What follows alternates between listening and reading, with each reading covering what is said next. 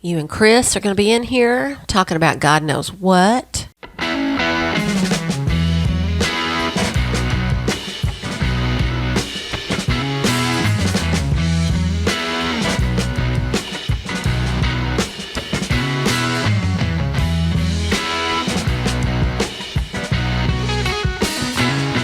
I'm going to be honest.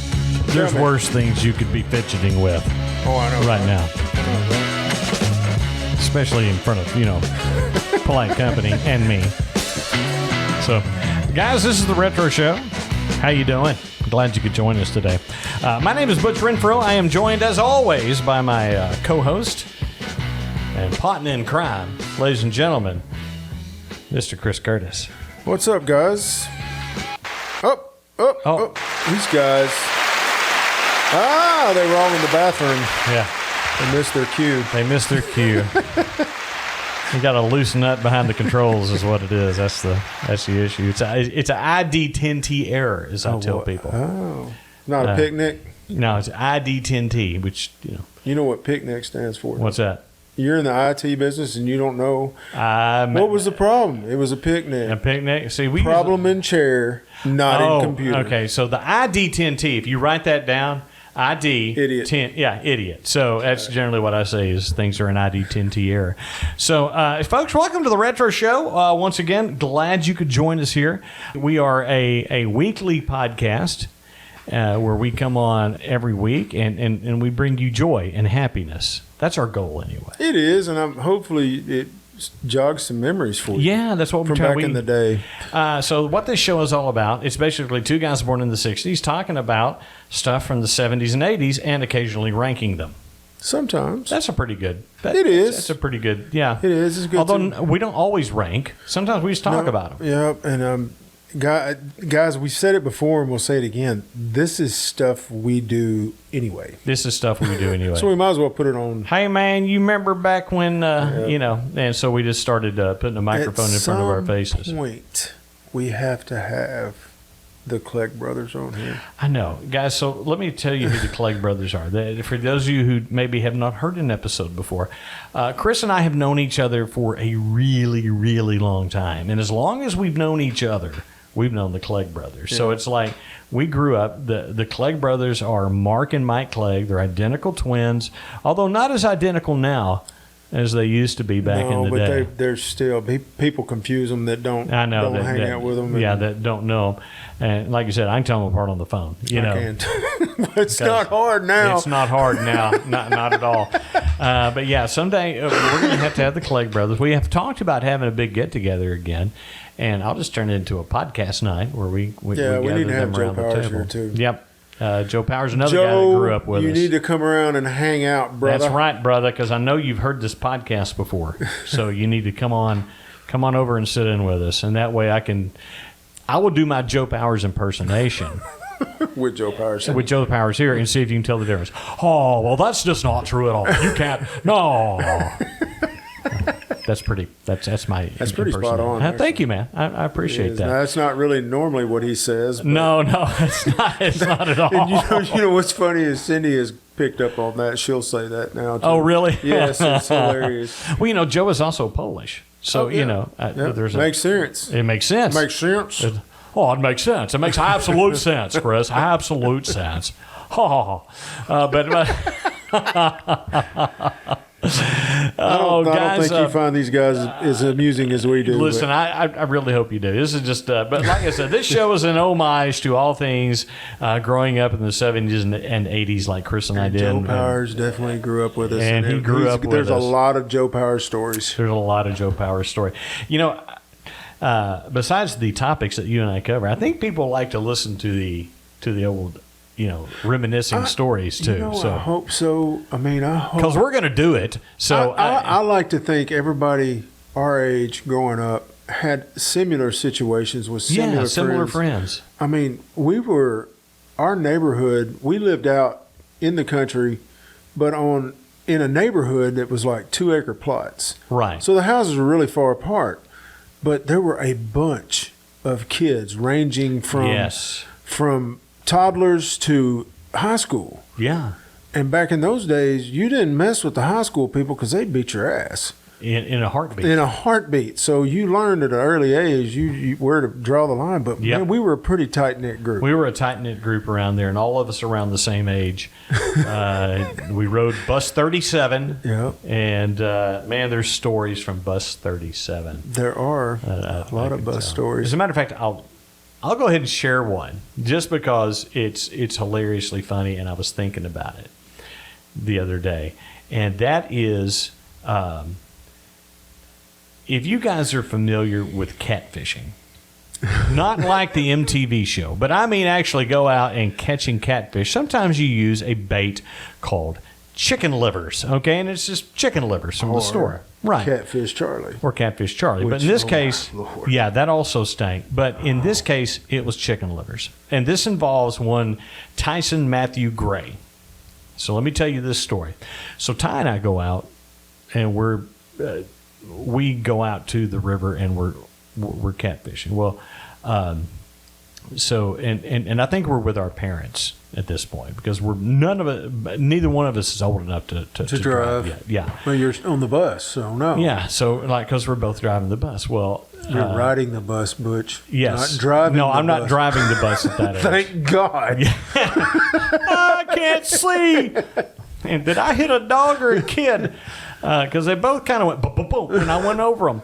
I'm sorry. That was a dark turn. That was a dark turn. But anyway, we'd been fishing. We'd been catfishing, to be exact, and we had been using chicken livers. Ty had left the chicken livers out on his front porch in a hot August sun. Disgusting. And for about a week. And if you know anything about chicken goes bad and it smells horrible, and chicken livers in particular are just rancid. Terrible. It's the worst smell you've ever had. And as a matter of fact, he said, "Man, you got to smell these," because kids just like, I'm done. You got to smell. Oh my gosh, man, that's terrible. And so what he does is kind of genius in an evil genius kind of way. So he freezes them. Okay. So he freezes these chicken livers, and he's got them wrapped in, this is before the days of plastic bags. It's wrapped in like 3 or 4 brown paper bags. Well, first day of school's coming up. He gets on there, and at the very back of the bus, there's this seat that lifts up that has like road flares and stuff like that. Right. And he dumps those chicken livers in there. That's disgusting. And, of course, it's not smelling anyway on the way to school. But on the way back, now, I had football practice. He had something else going on where we didn't have to ride the bus. But I remember seeing Bus 37 going by with every window down and these kids, throwing up out the side and just, every head is stuck out. They're fighting to stick their heads out the window.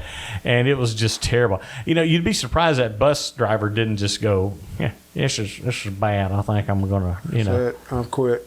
Yeah, or I quit. They don't pay me enough for this, man. I'm telling you, these kids are bad enough. But yeah, that's when great. I think the statute of limitations has gone out where we can actually tell now. Yeah, I think so. So, Chris, let me go ahead and get to the topic of today's show. But first of all, I don't know the topic. You do not know the topic, but you will because you're very familiar with it. Do you remember last week? Of course you do.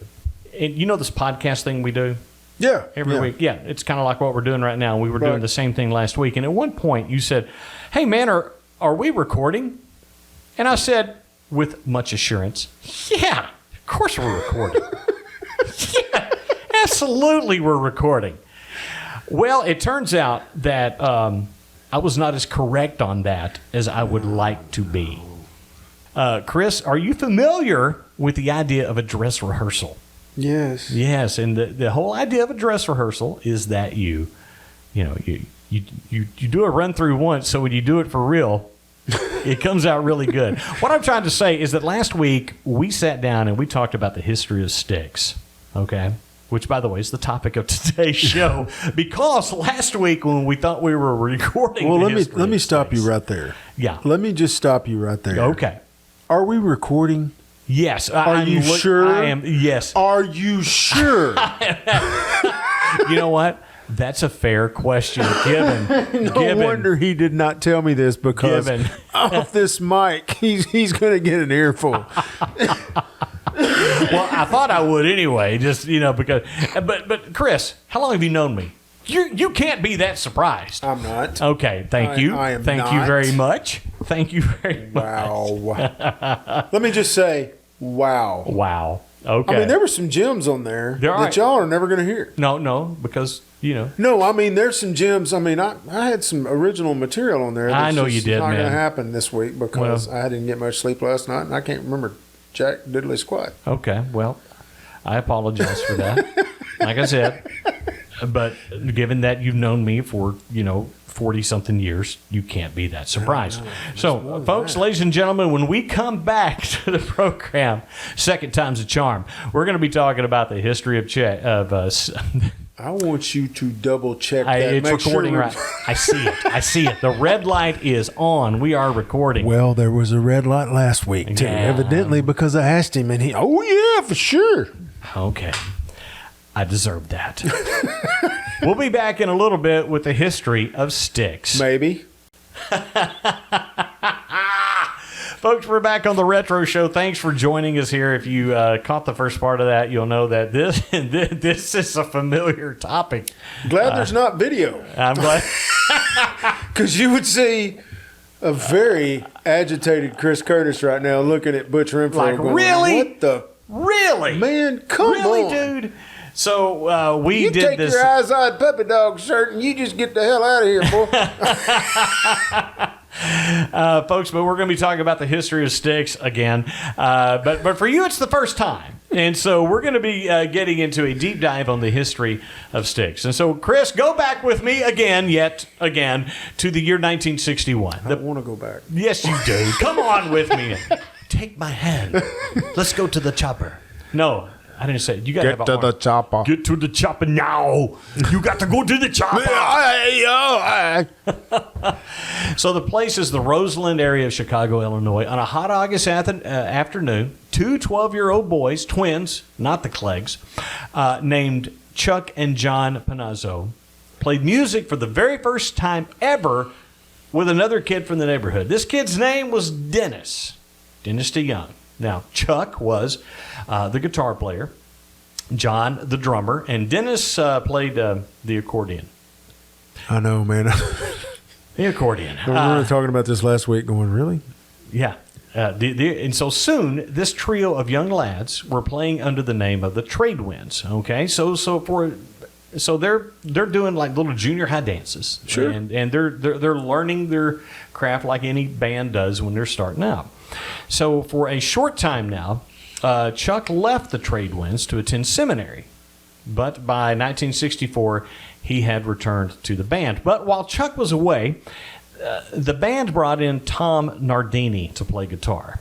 So when Chuck decided to return to the band, he said, you know what? You stay on guitar. I'm going to pick up the bass. Daddy sang bass. Mama sang tenor. Yep. And Dennis had thankfully switched from the accordion to piano and keyboards. You know, there's not much difference. I mean, really and truly, between the accordion and a keyboard. Right. I mean, there's not. I mean, there is, but there's not. Right. But Sound. it's a little bit more rock and roll. Yeah. All right, folks, I'm going to do my accordion solo now. All you polka dancers, Oh, yeah. hit the floor. Are you ready to polka? Throw in the horns. Are you ready to polka? And so the quartet during this time also changed their name from the Trade Winds, and this is around 1965, to TW4. And partly because now there were four people in the band, and the initials TW4 meant there were four. And in fact, another band called the Trade Winds had a little bit of chart success somewhere else. So they said, we probably need to change our name. So it's now 1966. And having that, they're all out of high school at this point. So having that solid Midwestern mindset of having something to fall back on. Nothing like a Southern mindset. Yeah. The Panazzo brothers and Dennis were attending Chicago State College, getting their education degrees, and Dennis would actually go on to be a school teacher while they were trying to make it in the band. But the band stayed together during all this time, and they were performing at area high schools and frat parties and whatever. Once again, kind kind of honing their craft. So You can own a lot at a frat party. you can hone a lot at a frat party. Woo! That's more of a Southern thing to woo, I think. I think so. Yeah, exactly. So it's 1969 now. Tom Nardini, who had been the guitar player, right? He leaves the band, and he is replaced by guitarist John Serlewski. And I had to phonetically spell out his name because the actual spelling is Curlewski.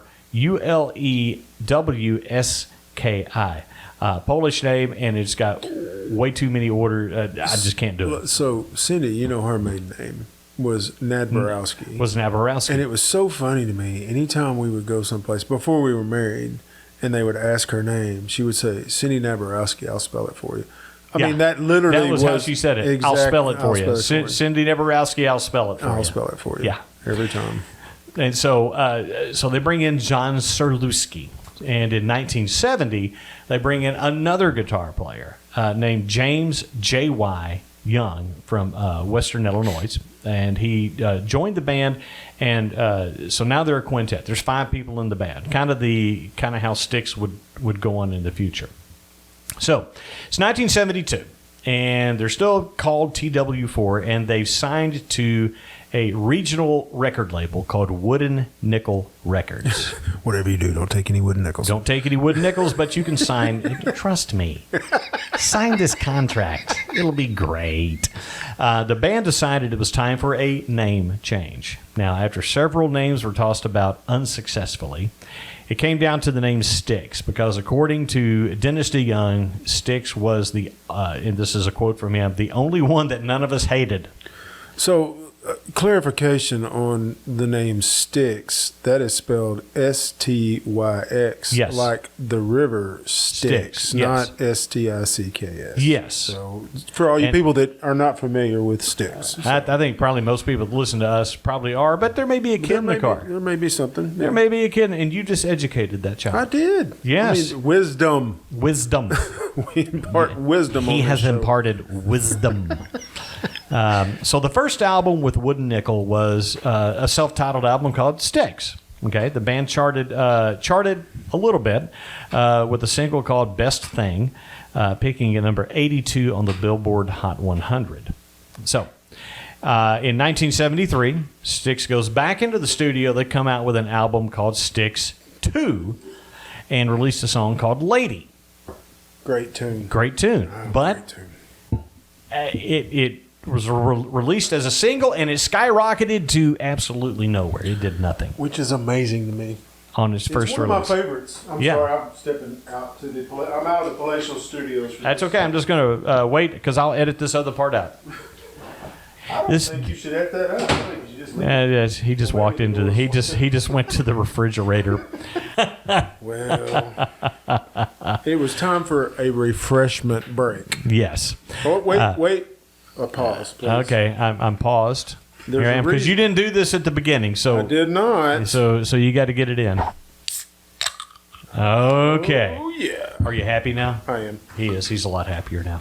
So, getting back to where we were, Lady was released as a single and did absolutely nothing. So they go back in the studio. Other albums would follow. An album called The Serpent is Rising, also released in 73, and a Man of Miracles released in 1974. Was that normal for that? I mean, really and truly normal for a band to release 2 albums in one Oh, year? yeah. It happened Really? a lot more back in the day because it was a constant cycle of tour release. And, especially early on, they didn't have that much area to tour because really their area was in Chicago and kind of the Midwest. They didn't have that far to go. Are those new headphones? By the way, my headphones here? Yeah, are those No, new? man. I've literally had these from the first day we've recorded. Why am I just recognizing? I mean, you almost remind me of Princess Leia. It's got gold trim on it, guys. I just noticed these for the first time, and I'm like, oh. So if you put on a bikini and get chained to a fat guy, I'm out of here. Oh no, that's there's some projectile vomiting about to happen. But despite so they've released The Serpent is Rising in '73, Men of Miracles in '74, and so like I said, they have a huge following in the Chicago area and in the Midwest, but other places, not so much.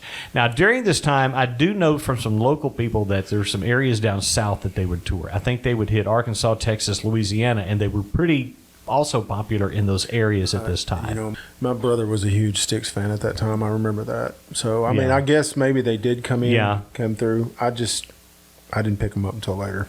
So at this time, they're not a national success. They're not the biggest band in the land. They don't have any hit singles yet. But then enter a DJ named John Landecker. Okay? Now, John is a Chicago area disc jockey. Okay? And he liked the song Lady. And John had a plan. And we'll talk about that when we come right back. Hey, Chris, guess what? What? Did you know we have producers? We on do. this podcast. We do, and we love them. But the thing about the producers on this show, they don't get to tell us nothing. That's right.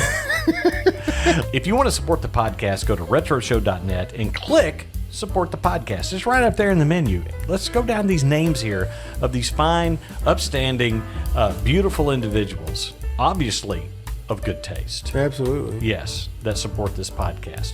That's LNC Corporation. You do not cross LNC Corporation. That you do not No. cross the LNC Corporation, that's for sure. That's right.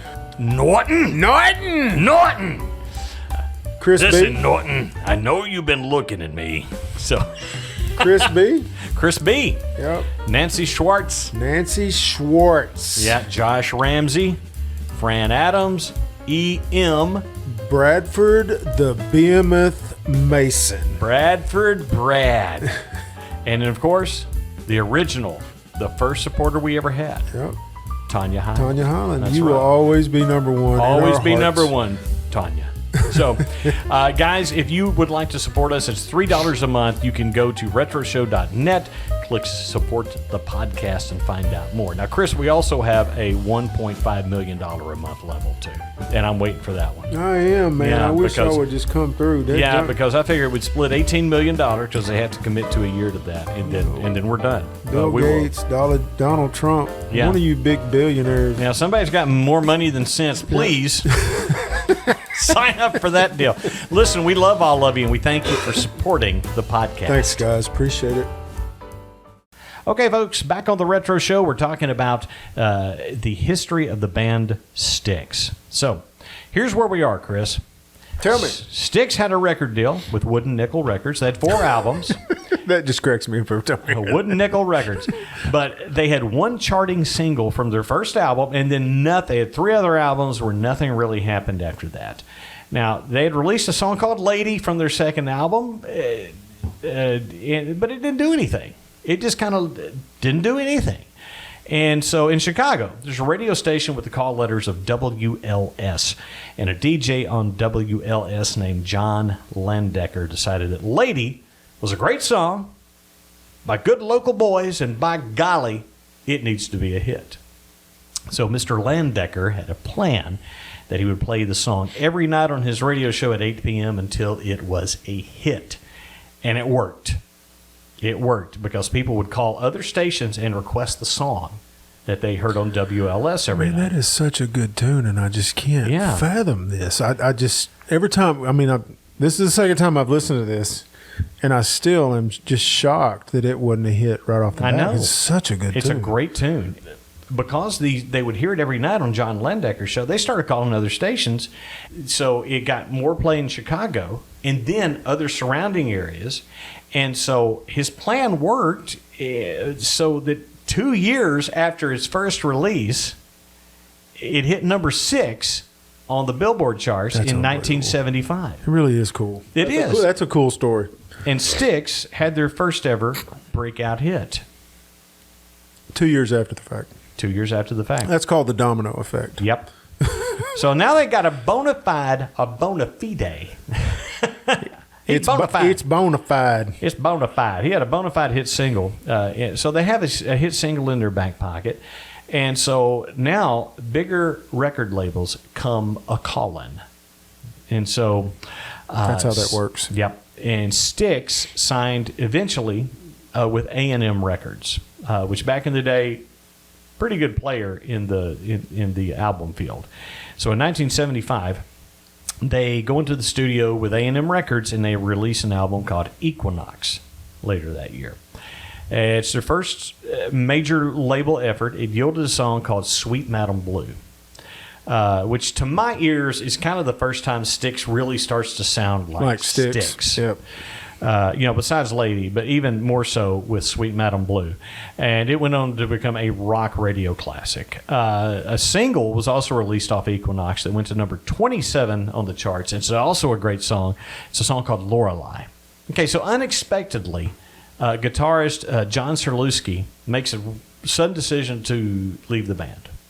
Okay. Do you know a reason why he left the band? It basically had to do with, I think at this time he had a family. Now, Dennis did too.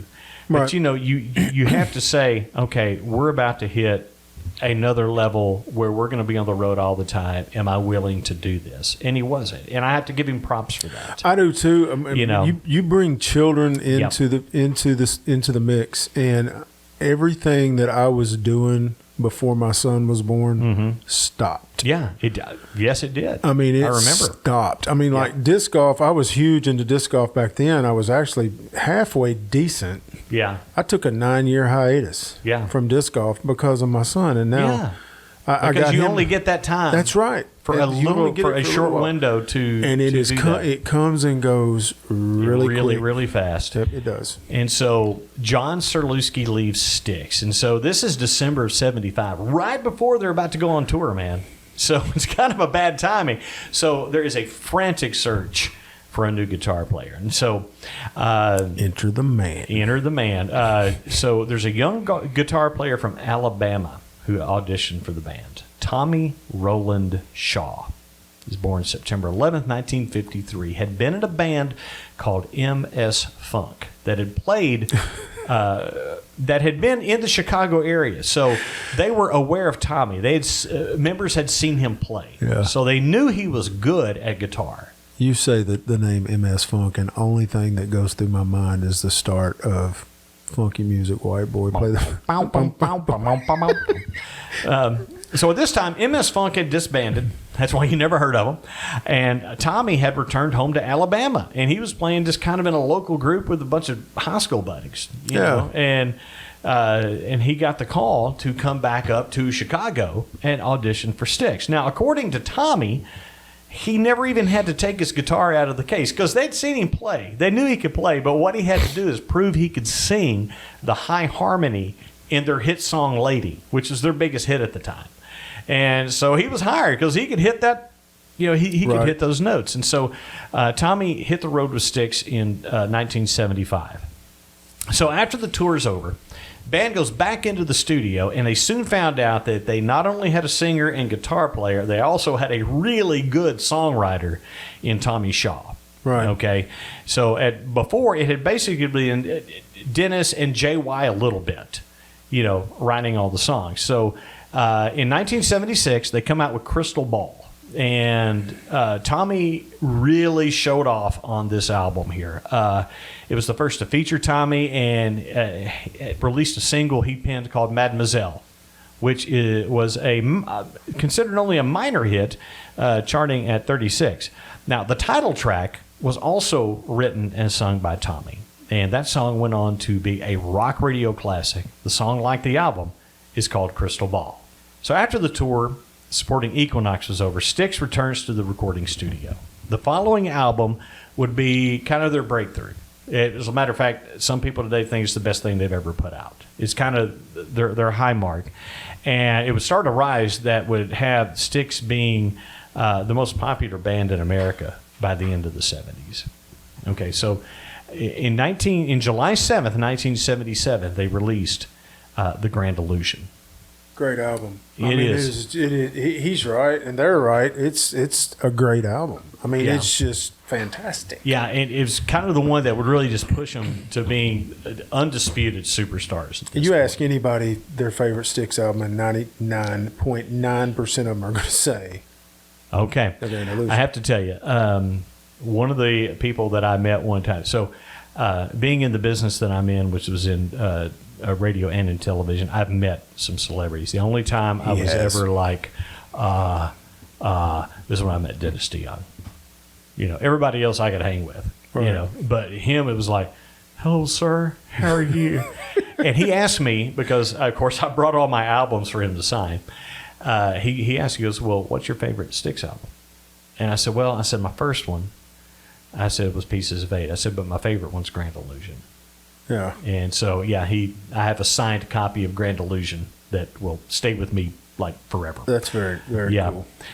So, and like I said, for a lot of Styx fans, it's considered their favorite and best album that they ever recorded. And it would go on to reach triple platinum certification, meaning 3 million albums. So that's a lot. That ain't nothing. That ain't nothing. So that pretty much writes your ticket. Yeah, it does. So it was released in 1977, but because of the singles being released on into the year, in 1978, 2 of the best-known Styx songs ever would chart from the Grand Illusion. And that's the Dennis DeYoung song, Come Sail Away. It would hit number 8 on the charts. And then Tommy Shaw's Fooling Yourself, Angry Young Man, would hit number 29. Both of those fantastic songs. They really are. Okay, now, so they've hit this high note now. Styx is riding high, dude. They are on cloud 9. They've got Grand Illusion out there. And so they go back in the studio and they go in and come out with 1978's Pieces of Eight, which was my introduction to the band, to be honest with you. Well, who introduced you to that? You did. Well, Monty. Well, I did first, but then you rode around with Monty listening to more of it. And then I heard more of it on there. But you, okay, so you said, hey, man, I got to play you this song. You had an 8-track. Yep. And it was Great White Hope. Yep. And I was like, I'm in. That's my favorite, dude. And I tell you what was cool to me, and it's another kind of a short rabbit hole. I'm not going to stay long, but, my brother went to that concert, that tour, and he came back with that shirt. And you remember the back of the shirt? It had the tickets for the main event. Yeah. I always thought that was so cool. Yeah, it was of course, so cool. I was young. Yeah, so we were young, but it was still cool. It was cool. I couldn't wait to get my first concert shirt. I know. But Pieces of Eight, it kind of had them going into more of a hard rock direction on that album. Yeah, and that's why it's my favorite. It's probably their hardest rocking album that they ever put out. From the opening song, Great White Hope, with J.Y. on lead vocals, Dennis DeYoung's Queen of Spades. Yep. Anybody that says Dennis just writes sappy love songs, he does, but he also was responsible for like Queen of Spades, which is that is a hard song, man. It kicks in. When it kicks in, it's and then it just comes in like bam. It's a great song. Pieces of Eight remains one of the like I said, the hardest rocking ones. There are 3 Tommy Shaw singles on that album that would chart. Okay, Sing for the Day, kind of a minor hit, but the songs Blue Collar Man and Renegade were just monsters. So Blue Collar Man is probably my all-time favorite Styx song. You like that one? I absolutely love that song. I really do. That Renegade was so huge. Yeah, it hit number 16. Well, I mean, no matter what it charted, everybody was jamming that song. Yeah. I mean, everybody in our group and all my classmates, your classmates, everybody was playing Renegade. It was just a cool song. Okay, so Chris, it's 1979. You remember 1979, right? Yeah, I do. Yeah, we were in first concert. That's right. And it's 79. Styx releases a new album called Cornerstone. Now, this album was a monster hit commercially, based mostly on the back of a song that Dennis had written for his wife Suzanne called Babe. Now, it should be noted that Dennis and Suzanne, his wife, had been married since 1970. They'd been together since he was 17 and she was 15. And they met at a high school dance. So, fun fact, not only was Babe written for Suzanne, but so was their very first hit, Lady, back in 1973. Yeah. So he had a pretty good track record writing for his wife. This was a huge album for me, too. Yeah. Also, I mean, it was cassettes had kind of taken over 8 tracks. So you could rewind. Yeah. You could actually play songs, and Babe got played a lot around school, around everything, everywhere. Oh, listen, man, and we were at the right age too, at little like dances and stuff. If you're going to dance with a girl, you're going to do it with Babe or something like that. You know that song "Lady" when Lady would come on, Yeah. And the one by the Little River Band. Yeah, Lady. Yeah. Yeah. No, what is it? Reminiscent or No, it's a Little River Band. God Almighty, I hate it when I can't think of crap. It just drives me crazy. You're there on the dance floor. Yeah, Lady. It is. It's also called Lady. Yeah, when that song came on, you grabbed your girl and you hit the dance floor, you hit baby. the dance floor. So both songs called Lady. Yeah. You could, Little River Band and Styx. You could definitely dance it. Yep. So, Babe. Now, isn't that a great tune? It is. It really is. You know, it's a love song, but man, love songs have their places too. It was a monster of a hit. It was a huge hit. You could not turn on the radio in '79 and '80 without hearing Babe at some point. And matter of fact, fun fact, it's the band's only #1 single. I didn't know that. I really didn't, which is that's amazing in itself. It is. And so Babe's this huge hit. But things are not great with the band at this point. Kind of take a turn in the dynamics of Styx. Anytime you got a bunch of guys together, creative people, there's going to be some tension sometimes. I've seen it firsthand. And egos sometimes. I mean, it's like me and you here. Yeah. Not so much. You have egos clashing, and it's yes. Butch, what are we doing this week? No, I didn't make any show notes. Yeah. I didn't do any research. But this is like two creative guys that really, I think it's the thing when you have two people who want to control things. Right. And it's just A-type personalities. Two A-type personalities, and I think you have that with Tommy and Dennis.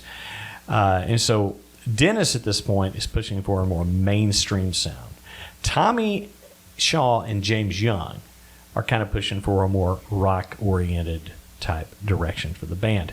And these tensions would come to surface later. Now, it's not like Dennis didn't have ammo, okay? Right. From 75 until 91, actually, Styx would have 8 Billboard top-ranked hits. And out of those, only one was not a Dennis DeYoung song. And that was by Tommy Shaw with Too Much Time on My Hands, which we'll get to that album in a little bit. But just know that things were not all roses. Right. Okay. As a matter of fact, at one point, Dennis was they were fighting about what was going to be released next. There's a song on there called First Time that is even maybe more of a sappy love song than Babe is. And Dennis was really wanting to release that as a single next. And they were like, no, dude, we cannot put out two sappy love songs in a row, or we're going to be pigeonholed into and that into actually makes sense to me. It does. It makes sense to me too. But basically, Dennis was fired for a little bit. Other guys got together and said, all right, then fine, you're out. Now, before the press got a hold of it or anything like that, they managed to smooth things over. Dennis is back in the band before word gets out or anything. So now Cornerstone did have some good rock songs on there. There's Borrowed Time, and Eddie also on there. Tommy had kind of a folksy type thing, kind of a European 12-string type song called Boat on a River, which was, by the way, huge in Europe and Japan. Didn't really do anything here, but it did huge over there. And don't you love the 12-string guitar? I do. I love Tommy is good at that 12-string too. I love the sound of it. It's just awesome. Yeah, and so as a matter of fact, the album Cornerstone would get Styx a People's Choice Award in 1980 for Best New Song for Babe. Now, Styx would also have a Grammy nomination from this album, and to top it all off, 1980 was also the year that a Gallup poll named Styx as the most popular band in America. They were absolutely on top. I think, when we talked about this first time, I just don't understand who these Gallup people are. Yeah. Nobody's ever called me and asked me anything. Never? No. No, I know for a fact that someone called and asked what you were wearing one time. Well, that was when I was dancing as a big baloney. That's very true. Hey, guys, here's something off Cornerstone. Let's play Borrowed Time. That's a rocker. All right. Okay, so things are smoothed over in Styx. The band returns to the studio, and they record a concept album. Now, Styx had frequently had themes to their albums, such as Grand Illusion album had a theme, that all success is not always fortune and fame. And Dennis would actually kind of ride on that theme a lot throughout his albums. But nothing that was really considered a concept album up until this point. But Paradise Theater was released. It's a good album. It's a good album. It was released in January 1981. It was a concept album. The story is a fictional account of the Paradise Theater that opened in 1928, only to close in 1956, and was actually torn down in 58 due to falling on hard times. And so, and this was very much a Dennis-driven album, kind of his idea, his concept. Everybody would bring songs in. They would decide what songs kind of fit the concept, and they were put on the album. Now, Paradise Theater continues where Cornerstone left off. It is a monster hit. The first single, The Best of Times, hit number 3 on the Billboard Hot 100. Tommy had a number 9 hit with Too Much Time on My Hands. Rockin' the Paradise, which was written by the three songwriters, DeYoung Shaw and James Young, went on to number 8 in the top rock tracks chart. What's your favorite song off that album? Well, actually, it's the one I'm about to play right now, and that's Half Penny, Two Penny. I like that too, but I really like Too Much Time on My Hands. I'm not recording this, am I? Yeah. Oh, am I? Yeah. It's okay. I'm going to edit. That's okay. We'll cut that out. I'm going to edit.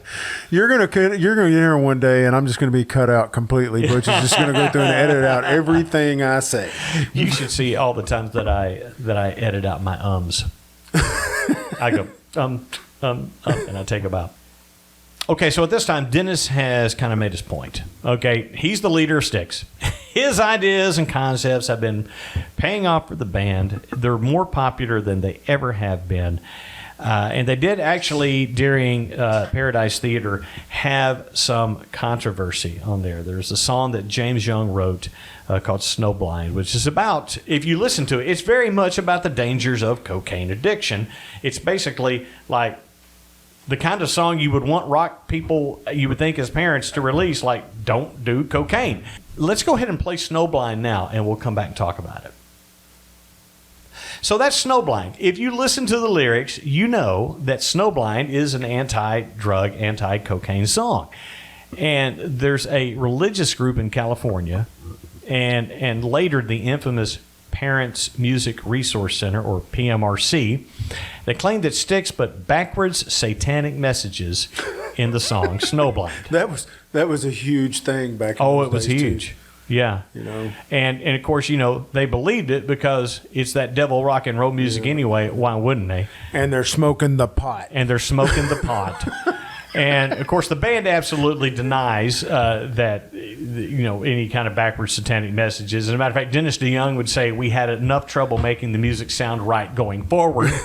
And so the entire drama surrounding Styx and the backward masking charges would play heavily in their next album. And the concept and content of their next album release, that played huge into. And we're going to talk about that album and the drama that followed right after this. Okay, so Styx has had a huge hit with the album Paradise Theater. I mean, big, huge album, Chris. But there's some controversy because of the bogus charges of putting backward satanic messages within the song Snowblind. So this inspires an idea in Dennis's head. Now, remember, at this point, Dennis is running everything. Dennis has made this point that my ideas work. We're going to go with my ideas. Nobody really has anything at this point to say about it because they're my ideas, and my ideas pay off. That's right. Yeah. So, and so the concept of his next album. So by this time, like I said, he's running things. And he had more radio hits during the past few years. He's regulating. He's doing what he wants to do at this point. So, on the next album, so they go full rock opera on this, okay? And they released the album Kilroy Was Here in 1983. Now, the concept of the album, which is driven in part by the backwards masking controversy on Paradise Theater, is that in the future, a Big Brother type of religious state has evolved to totally censor all forms of entertainment. And the album, for the time, was a hit. It went platinum. It spawned 2 top 10 hits with Mr. Roboto and a power ballad called Don't Let It End. You realize I was doing something else and I totally missed what you were doing right there, but now I know what you're talking about. Yes. It was the bane of Styx. It was done. Well, let's just play Mr. Roboto so they can Oh, remember. my gosh, no. So there you are, Chris. Are you happy about that? No. No, he's not.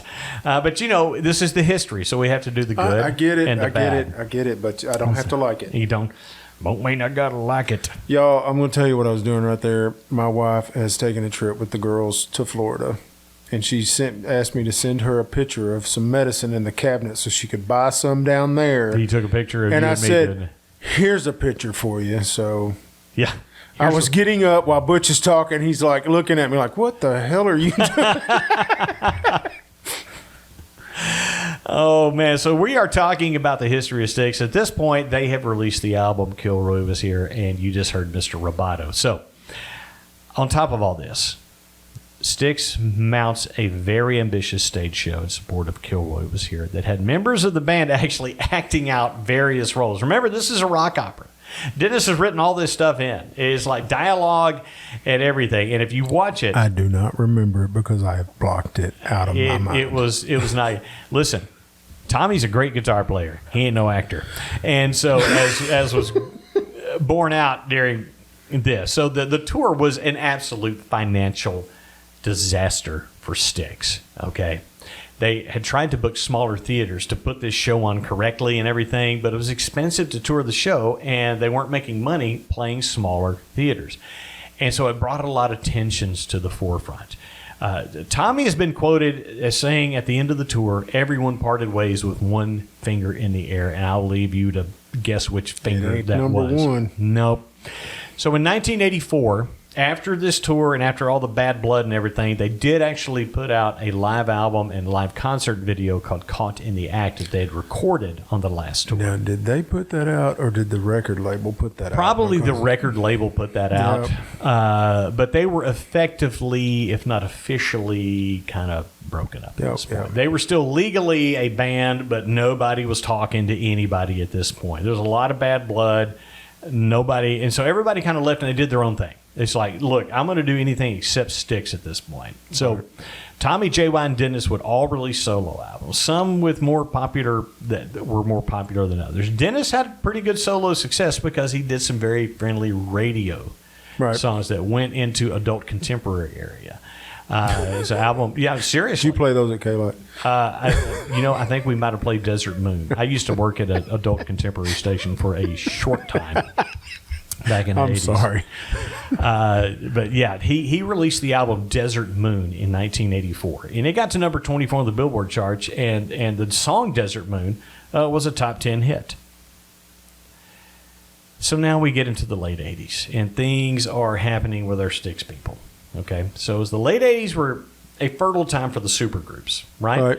So you had bands like Bad English, which were made up of members of Journey, who had kind of parted ways at that point, and vocalist John Waite, who had had some solo success in the 80s and was also in the 70s as a member of the group The Babies. And from The Babies also came Jonathan Cain, from Journey came Neil Schon and Jonathan Cain. Okay, and remember the name Ricky Phillips, because he played bass for Bad English. Daddy and you're going to Mama sing tenor. Anyway, I'm sorry. Yeah. You can't help yourself when you sing bass, right? So Ricky Phillips is playing bass for Bad English, and you need to remember Ricky Phillips because his name's going to come up later on in this podcast. Okay. So Tommy, not to be, everybody's doing the supergroup thing, so what does he do?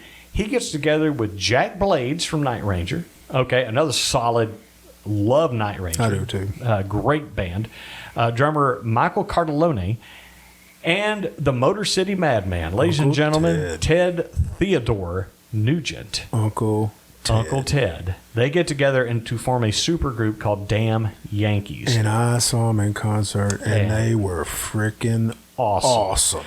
They blew up huge. They did. At that time, that kind of music was really in, and they managed to tap into the hard rock. You don't want to say hair band because they were a little older than the other hair bands, but their self-titled debut album, Damn Yankees, had hits with Coming of Age, High Enough, and they were just commercially very, very successful. I saw them open for Bad Company, and I felt sorry for Bad Company.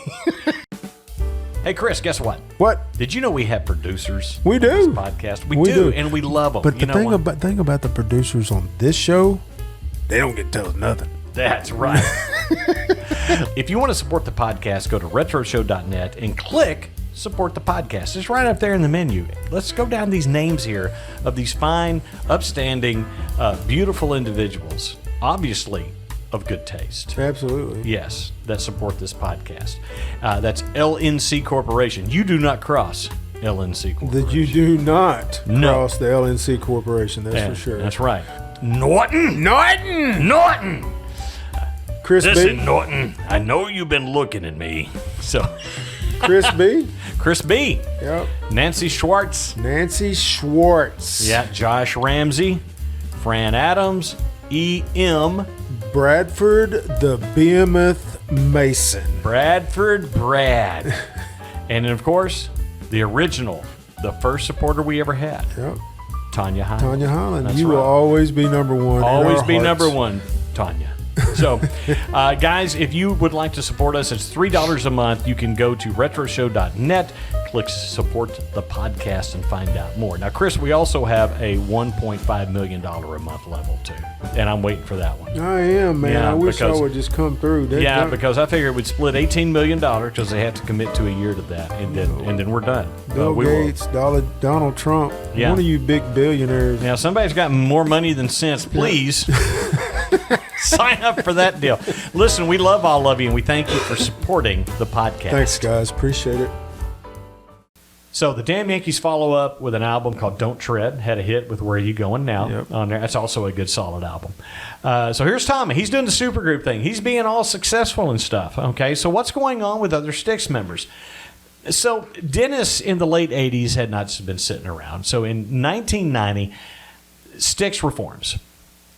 Everyone has come back on board with Dennis. James Young is there, the Panazzo brothers, Chuck and John on bass and drums respectfully.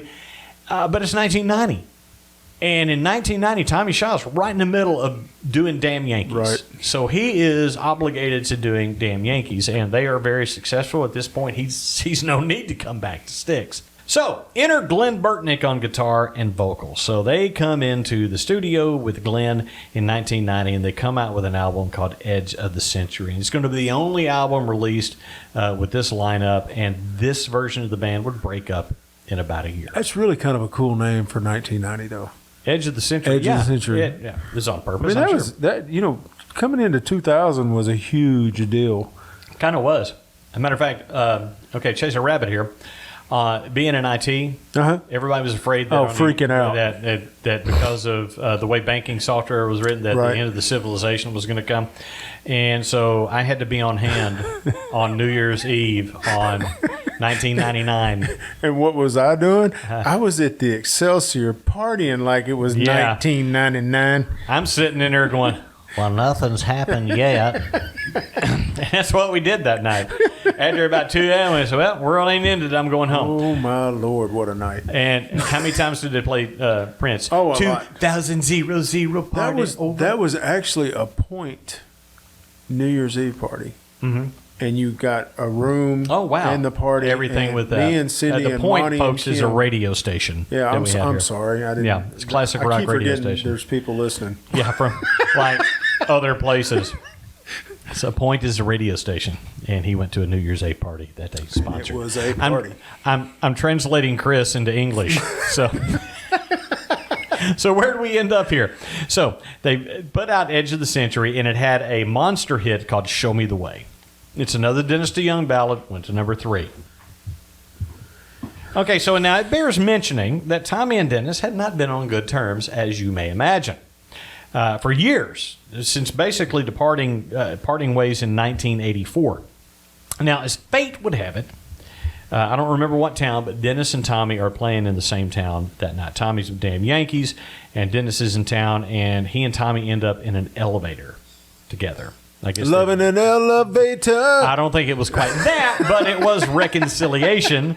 in an elevator. They did kind of clear the air and mend fences, offer apologies for things that were said, and kind of fix their relationship at this point. So now going a little bit further, Ted leaves Damn Yankees in '94.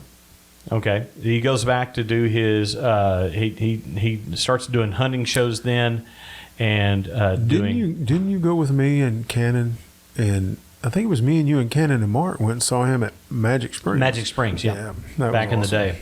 And so in '94, Ted goes out back on doing Ted stuff, and so that kind of the path is now open for Tommy to rejoin Styx, and he does in 1995. They're putting out a greatest hits package on A&M Records. Okay, they'd never really had a greatest hits package before, so they're putting one together. Have you checked your package? Have you checked your package? And so in 1995, they re-record the song "Lady" with Tommy on background vocals, and it's the reason they re-recorded it is because of with their old record deal with Wooden Nickel Records. The old recording, anytime it was played, the Wooden Nickel people that owned the rights to the song got paid for it. Ooh. So if they re-record it, they don't have rights to that one. So they bring in Tommy, they re-record it for the greatest hits package. Kind of some genius stuff going on there. And so during the re-recording of Lady, one original member was not able to join them, and that's drummer John Panazzo, who had been there from the beginning. He'd been there since day one. He was very ill with liver problems, brought on by years of heavy drinking. So they brought in a session drummer named Todd Sucherman to play on the track. So it's 1996. Everyone's getting along. Everyone's happy. Everyone's just, it's all good in the Styx camp. They've checked their package. They've checked their package, and they're going to do a tour. A tour. And so, but John Panazzo's liver issues are worse than anyone imagined. He dies on July 16th, 1996, and session drummer Sucherman is brought in to do the tour, and he's still in the band to this day as a permanent member. So, in 1996, Styx comes out with a Return to Paradise reunion tour, and it's a massive, huge success. They release a live album and a concert video. I saw them on that tour, by the way. And you were there. And I was there, and it was a great show. It was a good tour. At the time, like I said, they're all getting along real good. They even, when the album was released, they put one studio track on there called Dear John in honor of co-founder and member John Panazzo. So it's the next year, 1997. Styx would mount yet another tour. Like I said, everybody's getting along great now. Fences are mended, and this one is to mark the 20th anniversary of The Grand Illusion, and it's a successful tour. Okay, so now this is when things start to hit the rails, and it seems like whenever they go into the studio and they start creating together, that's when things get dicey. So in 1999, they go into the studio to record the album Brave New World. Now, the album got lukewarm reception, meaning it didn't do well. And so during the recording of the album, some of the old tensions kind of come up with about creative control with Dennis butting heads with Tommy and JY. Now, to further complicate things, bassist Chuck Panazzo, John's brother, has had some serious health issues which were not alcohol related. And so Glenn Burtnick, remember, he had been in Styx a few years ago. They bring him in to take over playing bass at this point instead of guitar. So Glenn's back in playing bass. And so what kind of sent things to the tipping point at this point? The band wanted to go out and tour. But at this time, Dennis, according to his claims, because there's two sides to the two different accounts of this, of course, there always are. Dennis says he contracted a viral illness that temporarily made him extremely sensitive to light. I kind of believe this because anytime I've seen him, whether it's in person and stuff like that, it was daylight. He had on shades because the lights affected him. Now, he begged the guys, just wait till I get better, till I get over this virus. Instead, they opted to go on tour with a Canadian artist and singer named Lawrence Gowan, singing Dennis's parts and playing the keyboard and pianos. And he's still in that spot today. As a matter of fact, fun fact, Lawrence Gowan has actually been the keyboard player for more years in Styx than Dennis has. So, Wow. Yeah. His last performance, Dennis's last performance as a member of Styx, would happen on June 6, 1999 on the Children's Miracle Network telethon. It'd be his last time ever performing as a member of Styx. So now, the band Styx, with the new lineup, starts touring in the early 2000s. They release a lot of live albums. Most notable, the joint live album Arch Allies with REO Speedwagon. Good live album, by the way, because they jam a lot of stuff together. In 2003, they released their first album with no Dennis called Cyclorama, which I think actually is a pretty good album. Has a song called Waiting for a Time to Come. It hit number 37 on the charts. So in 2003, Glenn Burtnick leaves Styx to spend time with his family because by this time, Styx is almost constantly on the road, which they've always wanted to do, everybody except Dennis. They're road dogs, man. They just want to be out there on the road and playing shows. And so they bring in bassist Ricky Phillips, who I'd mentioned earlier, who was in the band Bad English. He's the Styx bass player to this day. So since 2003, or over 20 years now, Styx has basically toured with a very stable lineup. They all seem to get along. Tommy, James Young, Lawrence Gowan, Todd Zuckerman, and Ricky Phillips. Chuck Panazzo still makes occasional dates to play a few songs on bass, but he never tours with them full time anymore. I actually saw him one time at they played a show in Hot Springs about 10 years ago, and Chuck showed up for that one. But it's kind of a rare thing. It's kind of like a Bigfoot sighting. You don't see Chuck that often. Is he real? Is he not real? Is he real? Is he not real? So what did Dennis do? The first thing he did when all this came out is he sued his former bandmates, for the name Styx, and he lost. What he did get to do is to use the name in descriptive terms like Dennis DeYoung and the music of Styx, or Dennis DeYoung formerly of Styx. He toured kind of. And I've seen him in both band lines. Dennis still puts on a great show, by the way. Styx does too, for that matter. But he kind of had a revolving band from 2000 to 2010. In 2010, he basically did just his solo stuff and the songs that he did in Styx. The other songs that Tommy and JY did weren't really represented at all. So he forms a new band later on. He gets a couple of guys in there that actually kind of look like Tommy and JY. They can sing those parts and kind of doing more of a whole Styx type montage show. Yeah, a whole Styx show. Now, as far as the reunion goes, I wouldn't get your hopes up because Dennis has floated that idea out as recently as 2017. But Tommy and JY, especially JY, even more than Tommy, surprisingly enough, wants no part of it. He said he actually got physically ill over having Dennis in the band the last time. So you can see both of them on tour to get your Styx fix, I guess, and I have. And like I said, they both sound amazing.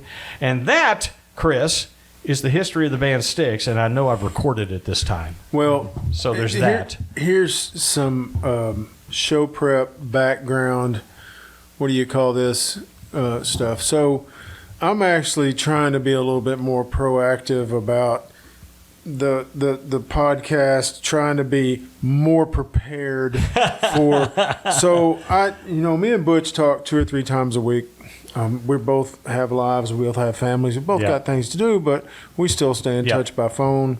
And a group text with the Clay Brothers, which we can't share anything No. At all. So, but I actually called him and I was talking to him. I said, okay, what's the show topics? Man, I don't know, but I'll get something. So I get this yesterday He's morning. Gonna read the text. I'm going to read this text to y'all and to let you know that I was ill prepared for this surprise episode. I know. Okay, dude. Topics for Tuesday. Saturday morning, 1974, a complete run-through of the ABC, NBC, and CBS Saturday morning schedules from the 74-75 season. I have them printed. That's show prep for Chris. Thank you, Butch. I appreciate that. But then there's a couple of spaces there, and then at the bottom it says, then a surprise episode for you. Yes. And literally, I had no idea that we were going to have to go back through this again. So y'all haven't heard me say much during this episode.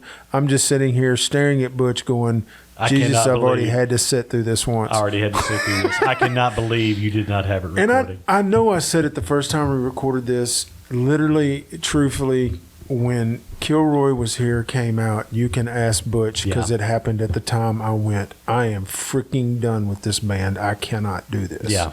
It's horrible. And literally, since that came out, Butch would tell me, I'm going to see Styx. Have a good time. Yeah, I but would here's tell the him thing.